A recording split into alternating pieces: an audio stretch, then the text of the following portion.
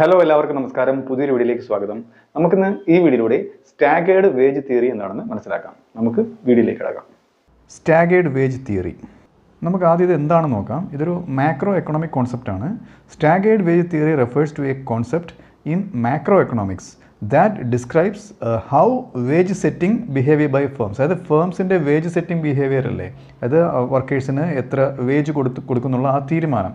ഇത് can lead to rigidity in wages and prices. ഇത് price റിജിഡിറ്റിയിലേക്കും അല്ലെങ്കിൽ വേജ് റിജിഡിറ്റിയിലേക്കും, അതായത് rigidity in wage and price ആണ്, രണ്ടിലും ഒരു റിജിഡായിട്ട് നിൽക്കാനുള്ള ഒരു അവസ്ഥയിലേക്ക് ഈ ഫേംസിൻ്റെ ബിഹേവിയർ നയിക്കുന്നു. അതിനെപ്പറ്റിയാണ് ഈ മോഡൽ ഡിസ്കസ് ചെയ്യുന്നത് കേട്ടോ. അപ്പോൾ ഇങ്ങനെ പറയുമ്പോൾ എന്താണ് സംഭവിക്കുന്നത്? Contributing to sluggish adjustments. Sluggish ചില സ്ലോ ആയിട്ടുള്ള അതൊരു അഡ്ജസ്റ്റ് ചെയ്യാതെ വരുന്ന ഒരു അവസ്ഥ, sluggish adjustments in the economy.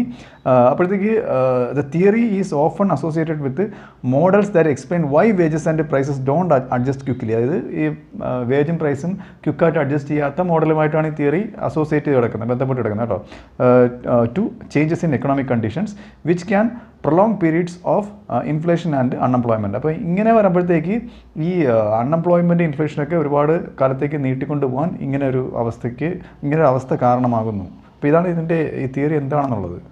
അടുത്ത key points of staggered wage theory എന്താണെന്ന് നോക്കാം. അതിൽ സ്റ്റാഗർ എന്നുള്ള വാക്കിൻ്റെ മീനിങ് ഇവിടെയാണ് വരുന്നത് കേട്ടോ. അത് വേജ് കോൺട്രാക്ട്സ് നോക്കാം. അതിൽ ഒന്നാമത്തെ കീ പോയിന്റ് വേജ് കോൺട്രാക്റ്റ് ആണ്. In the staggered wage model different groups of workers negotiate wage contracts at different times. Okay, ഒരു ഇതാണ് നോക്കാം. ഇത് പല ഗ്രൂപ്പ് ഓഫ് വർക്കേഴ്സ് പല ടൈമിലായിരിക്കും ഒരു വേജ് കോൺട്രാക്റ്റ് നെഗോഷിയേറ്റ് ചെയ്യുന്നത്, ഒരു കൂടിയാലോചിച്ചൊരു വേജ് തീരുമാനിക്കുന്നത്. ഓക്കെ, ഉദാഹരണത്തിന് for example one group might have the wage set for a year starting in January. ഒരു ഗ്രൂപ്പ് ജാനുവരിയിൽ അവരുടെ വേജ് സെറ്റ് ചെയ്തു. Okay, while another group's wages are set in July.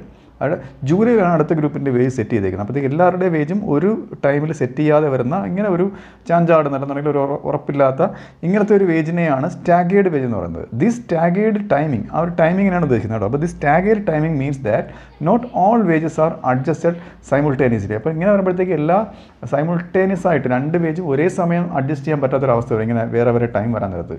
In response to economic changes. മനസ്സിലായില്ലേ? Economic change ഉണ്ടാകുന്നതിനനുസരിച്ച് demand കൂടുകയോ അല്ലെന്നുണ്ടെങ്കിൽ എന്തെങ്കിലും natural calamities അല്ലെങ്കിൽ അങ്ങനെ പല അവസ്ഥകൾ ഉണ്ടാകുമ്പോഴത്തേക്ക്, ഇപ്പോൾ പ്രൈസ് ലെവൽ വേരിയേഷൻ, ഇങ്ങനെയുള്ള എക്കണോമിക് ചേഞ്ചസ് വരുമ്പോഴത്തേക്ക് അതിനനുസരിച്ച് അഡ്ജസ്റ്റ് ചെയ്യാൻ ഇങ്ങനൊരു സ്റ്റാഗേർഡ് വേജ് ആണെന്നുണ്ടെങ്കിൽ അതിന് കഴിയാതെ പോകുന്നു. അടുത്തത് വേജ് റിജിഡിറ്റിയാണ്. പറയുന്ന പോലെ തന്നെ വേജ് സ്റ്റിക്കി ആയിട്ട് നിൽക്കുന്നൊരവസ്ഥ. Because wages are locked in for a period. അതായത് ഒരു നിശ്ചിത കാലഘട്ടത്തേക്ക് വേജ് ചേഞ്ച് ആവാതെ ലോക്ക്ഡ് ആയിട്ട് നിൽക്കുന്ന അവസ്ഥ. They can become sticky or resistant to change. അത് സ്റ്റിക്കി ആയിട്ട് നിൽക്കും, അത് മാറാൻ മടിച്ച് നിൽക്കുന്നൊരവസ്ഥ. വേജ് കൂടുകയോ കുറയുകയോ ചെയ്യാതെ നിൽക്കുന്നൊരവസ്ഥ. ഓക്കെ, അപ്പോൾ even if economic conditions change such as an increase in inflation or down turn in demand, ഇതൊക്കെ എക്കണോമിക് കണ്ടീഷൻസ് ആണ്. ഡിമാൻഡ് കുറയുന്നതോ ഇൻഫ്ലേഷൻ ഉണ്ടാകുന്നതോ ഇങ്ങനെയൊക്കെ ഒരു ഇങ്ങനെയുള്ള എക്കണോമിക് കണ്ടീഷൻസ് ഉണ്ടായാലും ഈ വേജ് ചേഞ്ച് ആകാതെ നിൽക്കും. ഓക്കെ, അത് ലോക്ക്ഡ് ആണ്.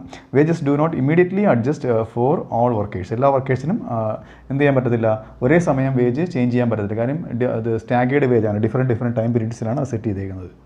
അടുത്ത കീ പോയിന്റ് എന്ന് പറയുന്നത് മാക്രോ എക്കണോമിക് ഇംപ്ലിക്കേഷൻസ് ആണ്. ഇത് മാക്രോ എക്കണോമിയിൽ എങ്ങനെ വരുന്നു? അതായത് this staggered adjustment can cos, അതായത് ഇങ്ങനെ സ്റ്റാഗേർഡ് ആയിട്ടുള്ള അഡ്ജസ്റ്റ്മെൻ്റ് അല്ലേ വെച്ചേക്കുന്നത്, പല സമയത്തല്ലേ വേജ് സെറ്റ് ചെയ്ത് വെച്ചേക്കുന്നത്. അപ്പം ഇങ്ങനെ വേരി ചെയ്യാൻ പറ്റാത്ത, പെട്ടെന്ന് വേജ് വേരി ചെയ്യാൻ പറ്റാത്തൊരവസ്ഥ വരും. ഓക്കെ, അപ്പോൾ it delays in the overall economies response. അതായത് മൊത്തത്തിലുള്ള എക്കണോമിയുടെ റെസ്പോൺസിനെയാണ് ഇത് ബാധിക്കുന്നത്. അതിനോടുള്ള ടു എക്കണോമിക് ഷോക്സ് ഇല്ലേ, ഏറ്റക്കുറച്ചിലുകൾ ഉണ്ടാകുന്ന, അതായത് വില കൂടുന്നത് കുറയുന്നത്, അങ്ങനെയുള്ള ആ ഷോക്സിനോട് പെട്ടെന്ന് റെസ്പോണ്ട് ചെയ്യാൻ പറ്റാതെ വരും.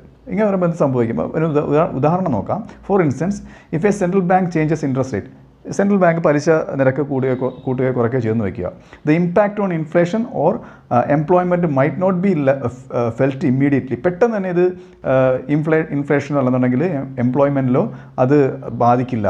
കാരണം എന്താണ്? Because wages take time to adjust across different sectors. അപ്പം എഫക്റ്റീവായിട്ടൊരു എന്താണ് മാക്രോ എക്കണോമിക് എയിം ആയിട്ടുള്ള അല്ലെങ്കിൽ ഒരു interest rate policy central bank കൊണ്ടുവരുമ്പോഴത്തേക്ക് അതിൻ്റെ ഒരു മോണിറ്ററി പോളിസി അത്ര എഫക്റ്റീവായിട്ട് പെട്ടെന്ന് നടപ്പിലാക്കാൻ പറ്റത്തില്ല. കാര്യം ഈ വേജ് അതിനനുസരിച്ച് അഡ്ജസ്റ്റ് ആവാത്തതുകൊണ്ട് അങ്ങനെ ഒരു റെസ്പോൺസ്, അതായത് എക്കണോമിയിലുള്ള റെസ്പോൺസ് കുറച്ച് ഡിലേ ആവും. അടുത്ത കീ പോയിന്റ് പറയുന്നത് മോണിറ്ററി പോളിസിയിലുള്ള ഇമ്പാക്റ്റ് ആണ്. അത് ഇമ്പാക്റ്റ് ഓൺ മോണിറ്ററി പോളിസി. അത് നോക്കാം എങ്ങനെയാണ് ഇത് ഇമ്പാക്റ്റ് ചെയ്യുന്നത്. The staggered wage theory suggest that monetary policy can have A more prolonged effect on the economy. ഈ എക്കോണമിയിൽ മോണിറ്ററി പോളിസിക്ക് ഒരു പ്രൊലോങ്ഡ് ആയിട്ടുള്ള കുറച്ച് കാലം നീണ്ടിരിക്കുന്ന ഒരു എഫക്റ്റാണ് ഉണ്ടാക്കാൻ ഇത് മോണിറ്ററി പോളിസിക്ക് കഴിയുന്നത്. എന്തുകൊണ്ടാണ്?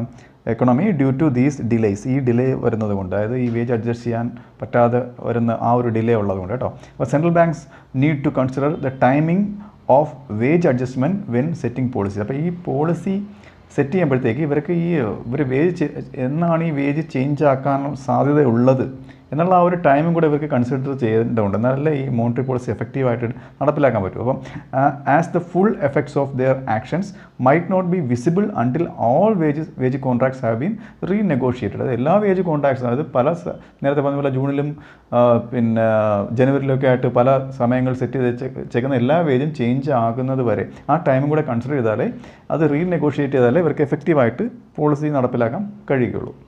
ഇനി ഞാനിവിടെ ഈ സ്റ്റാഗേർഡ് വേജിൻ്റെ ഒരു സിമ്പിൾ എക്സാമ്പിൾ കൊടുത്തിട്ടുണ്ട് കേട്ടോ, നിങ്ങൾക്ക് മനസ്സിലാക്കാൻ വേണ്ടിയിട്ടാണ്. അതായത് നമുക്കൊരു consider a situation where inflation suddenly rises. ഇപ്പം നല്ല പണപ്പെരുപ്പം ഉണ്ടായെന്ന് വെക്കുക എക്കണോമിയിൽ. ഇപ്പോൾ under a staggered wage system പല ടൈമിങ്ങിലായിട്ടാണല്ലോ വേജ് സെറ്റ് ചെയ്ത് വെച്ചേക്കുന്നത്. Only a portion of workers will have their wages adjusted immediately to keep up with inflation. അത് ഈ ഇൻഫ്ലേഷനായിട്ട് അഡ്ജസ്റ്റ് ചെയ്യാൻ വേണ്ടിയിട്ട് ഒരു വിഭാഗം ആൾക്കാരുടെ, ഉദാഹരണത്തിന് ജനുവരിയിൽ വേജ് നെഗോഷിയേറ്റ് ചെയ്തവരുടെ വേജ് മാത്രം ഈ ഇൻഫ്ലേഷൻ അനുസരിച്ച് കൂട്ടുകയാണ്. അപ്പോൾ അവർക്ക് പർച്ചേസിംഗ് പവർ കൂടിയേ. അപ്പോൾ ദ റെസ്റ്റ് വിൽ, അപ്പോൾ ജൂണിലുള്ളവരുടെ കാര്യം നോക്കാം, അവരുടെ വേജ് ഇപ്പോഴും പഴയതുപോലെ തന്നെയാണ്. അതാണ് റെസ്റ്റ് ഉദ്ദേശിച്ചത്. The rest will have to wait until their contracts are renegotiated. അവരുടെ കോൺട്രാക്ട്സ് റീനെഗോഷിയേറ്റ് ചെയ്യുന്നവരെ അവർ വെയിറ്റ് ചെയ്യണം. അത്രയും നാൾ എന്ത് ചെയ്യണം? ഇവർ ഇപ്പോൾ ഉള്ള സാലറിയിൽ ജീവിക്കണം. ഓക്കെ, അവരുടെ റിയൽ ഇൻകം കൂടുന്നില്ല അവിടെ. Okay, this can lead to a temporary decline in real wage. അവരുടെ റിയൽ വേജ് കൂടുന്നില്ല, വേജ് പഴയത് തന്നെയാണ്, പക്ഷേ ഇൻഫ്ലേഷൻ ആയതുകൊണ്ട് പർച്ചേസിംഗ് പവർ കുറയത്തില്ലേ. അപ്പോഴത്തേക്ക് അത് വേജസ് അഡ്ജസ്റ്റഡ് ഫോർ ഇൻഫ്ലേഷൻ, ഇതിനെയാണ് റിയൽ വേജ് എന്ന് പറയുന്നത് കേട്ടോ. അപ്പം ഫോർ സം വർക്കേഴ്സ്, ചില വർക്കേഴ്സിന് potentially affecting their spending power and slowing down economic recovery. ചില വർക്കേഴ്സിന് എന്ത് ചെയ്യും? അവരുടെ സ്പെൻഡിങ് പവറിനെ അത് ബാധിക്കുകയും പിന്നെ എക്കണോമിക് റിക്കവറി ഉണ്ടാവില്ല. അതായത് ഇങ്ങനൊരു ഇൻഫ്ലേഷൻ വന്നിട്ട് അത് തിരിച്ച് പഴയ എക്കണോമിയുടെ പഴയ സ്റ്റേജിലേക്ക് വരണ്ടേ, ഒരു റിക്കവറി സ്റ്റേജ് എക്കണോമിക്ക് അച്ചീവ് ചെയ്യണ്ടേ. അപ്പം ആ ഒരു റിക്കവറി സ്റ്റേജ് ഒന്ന് സ്ലോ ഡൗൺ ആക്കുകയും ചെയ്യുമെന്നാണ് പറഞ്ഞത്. അപ്പം അതിൻ്റെ കൺക്ലൂഷനായിട്ട് നോക്കാം. Staggered wage theory is a crucial element in understanding why economies might experience prolonged periods of unemployment or inflation. ഇത് എങ്ങനെയാണ് ഒരു എക്കണോമിയിൽ വളരെ ദീർഘകാലത്തേക്ക് അൺഎംപ്ലോയ്മെൻറ്റും ഇൻഫ്ലേഷനും നിലനിൽക്കുന്നതെന്ന് മനസ്സിലാക്കുന്നതിന് ഉപകരിക്കുന്ന ഒരു തിയറിയാണിത്. Even after significant changes in economic policy. നേരത്തെ പറഞ്ഞ പോലെ ഫലപ്രദമായിട്ടുള്ള എക്കണോമിക് പോളിസി നടപ്പിലാക്കിയാലും ഇങ്ങനെ ഈ രണ്ട് കാര്യങ്ങൾ, അൺഎംപ്ലോയ്മെൻറ്റും ഇൻഫ്ലേഷനും എക്കണോമിയിൽ നിലനിൽക്കുന്നത് എങ്ങനെയാണ് എന്ന് മനസ്സിലാക്കുന്നതിന് ഈ തിയറി ഉപകാരപ്രദമാണെന്നാണ് പറഞ്ഞത്. അപ്പോൾ ഈ വീഡിയോ നിങ്ങൾക്ക് മനസ്സിലായെന്ന് വിശ്വസിക്കുന്നു. അടുത്ത വീഡിയോയിലൂടെ മറ്റൊരു വിഷയമായി വീണ്ടും കാണാം.